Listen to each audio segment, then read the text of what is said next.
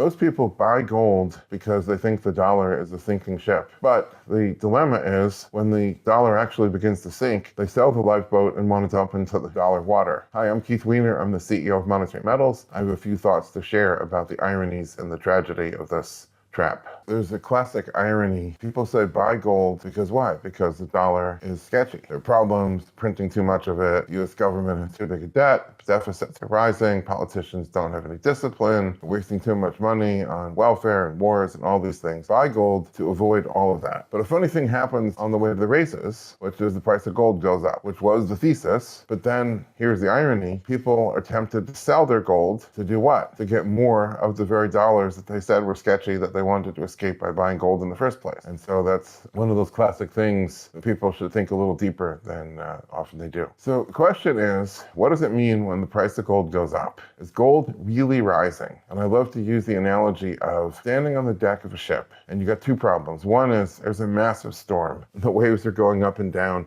10, 20 meters. And at the same time that's happening, the bottom of the boat has a leak and it's slowly sinking. So if you're standing on the deck of that ship looking at the lighthouse on the shore, you might say, why is the lighthouse going up and down and mostly up? But if you were able to get off the deck, let's say into a helicopter and looking down on the whole thing, you'd realize that you don't have objectivity from your perspective. Gold isn't going anywhere. The lighthouse isn't moving up and down. It's the ship. And we're on this dollar ship, which is slowly sinking, not nearly as fast as many people would say, but it is definitely sinking. And there's a storm of volatility. And every time the Fed says something, and every time the Fed does something, every time the fiscal authorities say something and do something, and there's, of course, lots of other governments and lots of other central banks around the world that are also saying and doing things, you get these waves of volatility going up and down, but overall, the entire fiat currency system is sinking. The net result is gold is going up. Gold is a constant. It's the closest thing we have to an economic constant in the economic universe. Treat it as the meter stick. And instead of saying gold went up to $4,000, say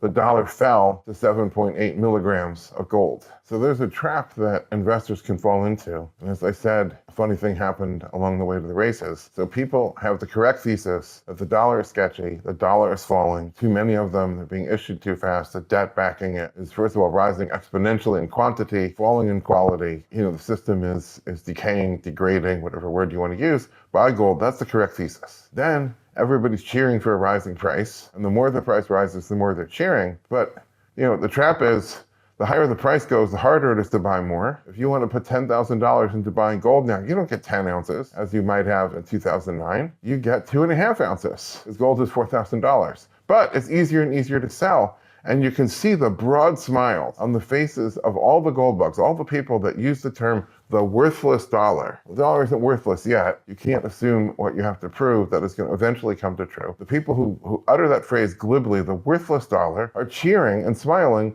because they're selling their gold into the rising price just when their thesis is being confirmed. Yes, you're right. The dollar is going down. Yes, the dollar is bleep and bleep. Just when that is happening, you're proven right.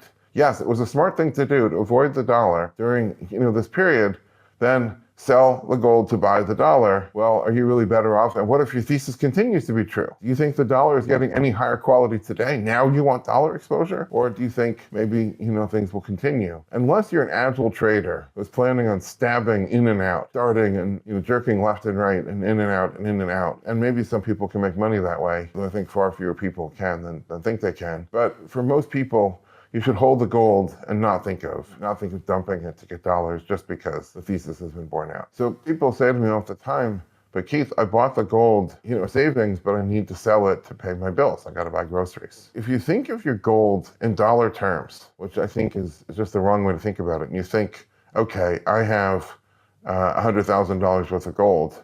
Every time the price goes up, I can sell some gold. I still have 100,000. It's a perpetual motion machine.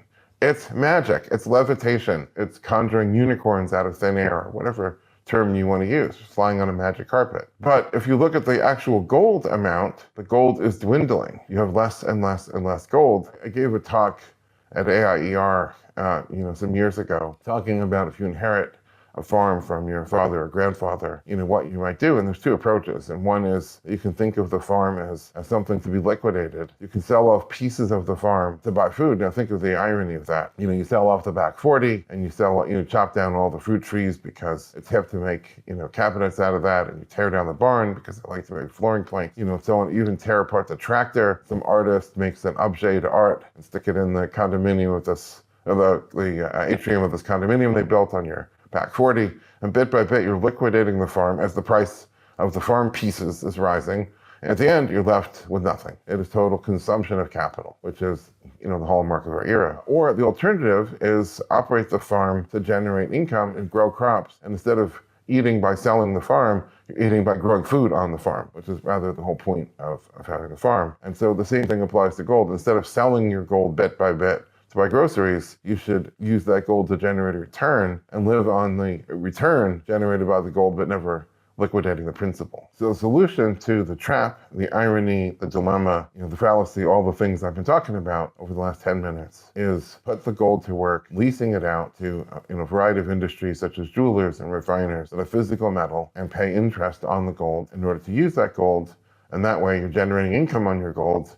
You're living on the income rather than by spending the principal. The other thing that's worth saying about it is that it's an elegant solution both for income in the present month, as liquidating a bit of the farm would generate income in the present month, but it's not sustainable. If you keep selling bits of the farm, eventually you run out of farm to liquidate. And the same thing, if you keep selling bits of gold as it rises, eventually you're destitute as you've sold all your gold. If you're generating income on the gold in the form of more income, you can either use that to accumulate in your younger years when you're working hard and don't need to eat your savings, can accumulate savings. Later, you can live on the interest but not consume the principal, and that is something that could go forever in theory. We don't live forever, but if we did, and if you had a certain amount of gold set aside, you can live on the income in perpetuity. If you're a gold owner today, don't think of selling it at $4,000, or worst case scenario, if the gold price goes to $5,000 or $10,000 and the world gets that much worse, don't think of selling it. Think of leasing it out and open a monetary metals account today.